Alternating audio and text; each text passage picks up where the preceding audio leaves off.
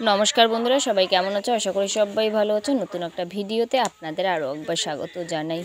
আজ আপনাদের সাথে শেয়ার করব এই শীতে দুর্দান্ত স্বাদে নরম তুলতুলে রসবড়া।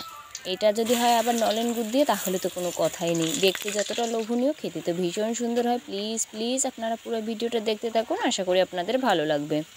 তো বিউলির ডাল এইখানটায় আছে ভেজানো।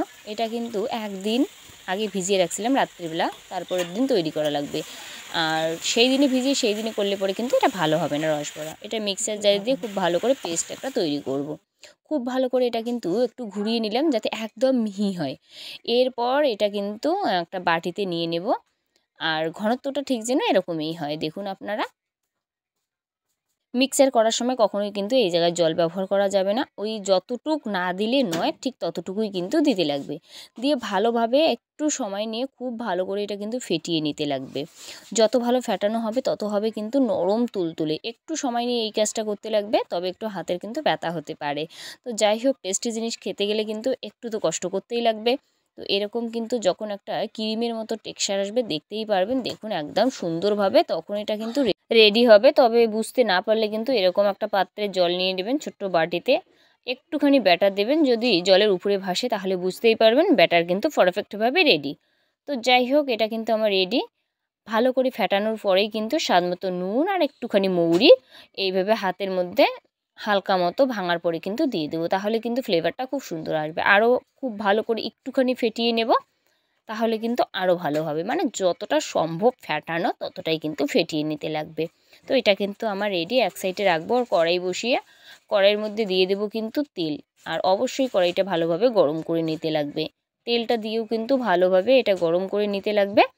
এরপরে হাত দিয়ে ছোট ছোট আকারে কিন্তু এইভাবে বড়া যেভাবে আমরা তৈরি করি ঠিক সেইভাবে কিন্তু তৈরি করতে লাগবে। অল্প একটু ব্যাটার দিয়ে করতে পারেন, বা একবারে হাত দিয়ে কিন্তু অনেকটা নিয়ে এইভাবে কিন্তু একেবারেই কিন্তু 5-6টা করে বড়াও দিতে পারেন। সুন্দর করে বড়াটা দিয়ে দিলাম, দেখুন ঠিক এইভাবে। তবে একটু ছোট বড় হতে পারে, তাতে কোনো কিন্তু সমস্যা নেই। সব বড়াই কিন্তু একে একে সুন্দর করে দিয়ে দেবো। আর বড়াটা কিন্তু যতটা দেবো ডবল হবে। কিছুক্ষণ পরে কিন্তু এটা যখন একটু কালার আসবে তখন কিন্তু এটা উল্টানো লাগবে। আর দেখুন সব বড়াই কতটা ফুলে ফেঁপে উঠতেছে। এই বড়াগুলো যে এতটাই নরম হয় না আর এতটাই তুলতুলে হয়, মানে বলার মতো না। আপনারা না বানালে বুঝতেই পারবেন না যে বিউলির ডালের বড়া আবার রস বড়া এতটা টেস্টি হতে পারে। একটুখানি সময় নিয়ে এটা কিন্তু একটু ভালোভাবে ভাজতে লাগবে, যাতে ভিতর থেকে এটা সুন্দরভাবে রসবড়াটা রেডি হয়। তো একটুখানি সময় নিয়ে করতে লাগবে, আর হালকা আঁচে করলে পরে কিন্তু এটা দারুণ হবে।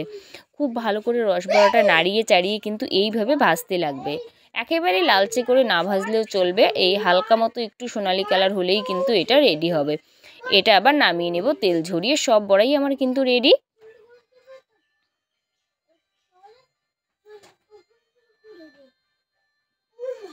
এটা সব বড়াই নামিয়ে নেওয়ার পর বড়াটা দেখুন কতটা নরম তুলতুলে হয়। এটা বড়া কিন্তু একেবারেই হয় নরম তুলতুলে।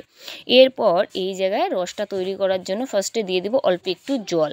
তাতে এইখানটায় দিয়ে দেবো ওই দানা, আর তার সাথে দিয়ে দেবো খেজুর গুড় মিশিয়ে দেবো, তাহলে না খেতে বেশ ভালো লাগবে। এই বাটিটা কিন্তু খেজুর গুড় খুব সুন্দর লাগে। আর শীতে কিন্তু খেজুর গুড় দিয়ে যদি কোনো পিঠে তৈরি করা যায়, অসম্ভব মজার হয়, সেটা আর বলার অপেক্ষা নেই। তো যাই হোক, খুব ভালো করে এটা মিশিয়ে নেব। নেওয়ার পরে কিন্তু এইভাবে যখন ফুটবে আর যখন খুব সুন্দরভাবে গলবে, জলের সাথে মিশবে, টকবক করে শিরাটা ফুটবে, তখন দিয়ে দেবো এই রসবড়াটা।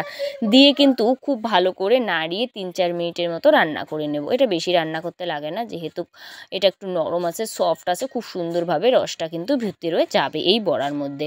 আর যতটুকু যাবে না, তাই 3-4 মিনিটে নাড়াচাড়া করে ফুটন্ত শিরের মধ্যে, তাহলে কিন্তু খুব সুন্দরভাবে এটা রেডি হবে। এটা আমার রেডি। এটা আবার নামিয়ে নেব।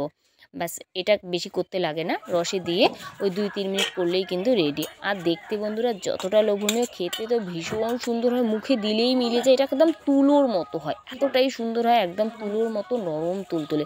প্লিজ একবার এই শীতে বানিয়ে দেখুন, গুড় দিয়ে খেতে দারুণ লাগে, মানে বলার মতো না, ভাষায় প্রকাশ করা যাবে না। তো যাই হোক, রেসিপিটা যদি ভালো লাগে অবশ্যই লাইক কমেন্ট শেয়ার করে দেবেন। আর যদি এই চ্যানেলে প্রথমবার আমার রান্নার ভিডিও দেখছেন, প্লিজ চ্যানেলটাকে সাবস্ক্রাইব করে রাখবেন, পাশে থাকা বেল আইকনটি প্রেস করে রাখবেন। যাতে আমার রান্নার ভিডিওগুলো সবার আগে আপনার মোবাইলে পৌঁছায়। ততক্ষণ সবাই সুস্থ থাকবেন, ভালো থাকবেন। নেক্সট ভিডিওতে আবার দেখা হবে এরকমই কোনো সুন্দর রেসিপির সাথে। একটুখানি বাটিতে সাজিয়ে নিলে বেশ দেখতে ভালো লাগবে, তাই একটুখানি বাটির মধ্যে সাজিয়ে নিচ্ছে, তাতে দেখতে ভালো লাগে। আর এইভাবে কিন্তু পরিবেশন করলে আরও বেশি ভালো লাগবে। তো যাই হোক, রেসিপিটা দেখুন, জাস্ট অসম্ভব হয়। একবার যদি বাড়িতে বানিয়ে রাখেন তাহলে কিন্তু অবশ্যই আপনারা জানাবেন এটা খেতে কেমন হয়।